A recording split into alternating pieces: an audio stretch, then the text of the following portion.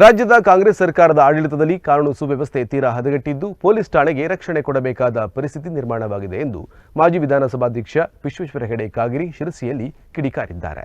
ರಾಜ್ಯದ ಕಾಂಗ್ರೆಸ್ ಸರ್ಕಾರದ ಆಡಳಿತದಲ್ಲಿ ಕಾನೂನು ಸುವ್ಯವಸ್ಥೆ ತೀರಾ ಹದಗೆಟ್ಟಿದ್ದು ಎಲ್ಲೆಡೆ ಜನಾಕ್ರೋಶದ ನಡುವೆಯೇ ಚನ್ನಗಿರಿ ಪೊಲೀಸ್ ಠಾಣೆ ಧ್ವಂಸ ಪ್ರಕರಣ ಆಡಳಿತದಲ್ಲಿ ಕಾನೂನು ವ್ಯವಸ್ಥೆ ಇದೆಯೇ ಎಂಬ ಸಂಶಯ ಕಾಡುತ್ತಿದೆ. ಸಾರ್ವಜನಿಕರನ್ನು ರಕ್ಷಣೆ ಮಾಡುವ ಪೊಲೀಸ್ ಠಾಣೆಗೆ ರಕ್ಷಣೆ ಕೊಡಬೇಕಾಗಿ ಬಂದ ಪರಿಸ್ಥಿತಿ ನೋಡಿದರೆ ರಾಜ್ಯದಲ್ಲಿ ಚುನಾಯಿತ ಸರ್ಕಾರ ಇದೆಯೇ ಎಂದು ಪ್ರಶ್ನಿಸುವಂತಾಗಿದೆ ಎಂದು ಮಾಜಿ ವಿಧಾನಸಭಾಧ್ಯಕ್ಷ ವಿಶ್ವೇಶ್ವರ ಹೆಗಡೆ ಕಾಗೇರಿ ಶಿರಸಿಯಲ್ಲಿ ಕಿಡಿಕಾರಿದ್ದಾರೆ. ಸರ್ಕಾರ ಜನರ ಜೀವ ಆಸ್ತಿಪಾಸ್ತಿಗಳ ರಕ್ಷಣೆಯನ್ನ ಮಾಡಬೇಕಾದ್ದು ತನ್ನ ಪ್ರಾಥಮಿಕ ಜವಾಬ್ದಾರಿ.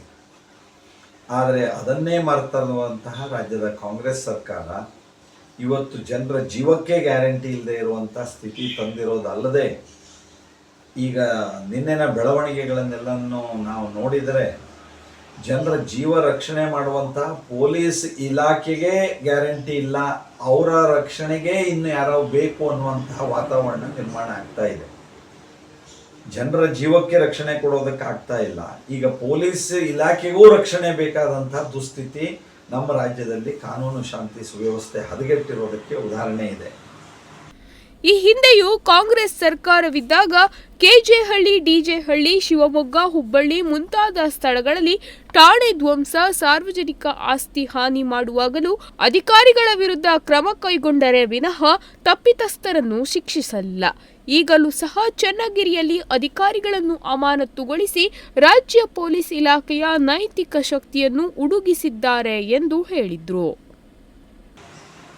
ಈ ಸರ್ಕಾರ ಕೇವಲ ಓಲೈಕೆಯ ರಾಜಕಾರಣವನ್ನು ಮಾಡೋದರೊಳಗೆ ಮಗ್ನವಾಗಿದೆ, ತನ್ನ ಮತ ಬ್ಯಾಂಕನ್ನೇ ಭದ್ರಪಡಿಸಿಕೊಳ್ಳೋದಕ್ಕೆ ಮಗ್ನವಾಗಿದೆಯೇ ಹೊರತು ಅಪರಾಧಿಗಳ ಮೇಲೆ, ತಪ್ಪಿಗಸ್ತರ ಮೇಲೆ ಕಠಿಣ ನಿರ್ಧಾರ ತೆಗೆದುಕೊಳ್ಳೋದಕ್ಕೆ ವಿಫಲ ಆಗ್ತಾ ಇದೆ.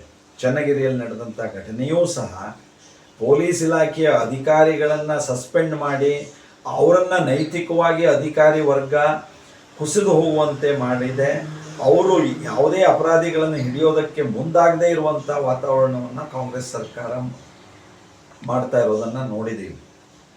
ಅಪರಾಧಿಗಳನ್ನು ಹಿಡಿಯೋದಕ್ಕೆ ಆಗ್ರಹ ಇಲ್ಲ, ಅದಕ್ಕೆ ಬೇಕಾದಂತಹ ಒಂದು ತಕ್ಷಣದ ಕ್ರಮಗಳಿಲ್ಲದೆ ಕಾಂಗ್ರೆಸ್ ಸರ್ಕಾರ ಅಧಿಕಾರಿಗಳನ್ನೇ ವರ್ಗ ಮಾಡಿರೋದು ದುರ್ದೈವದ ಸಂಗತಿ.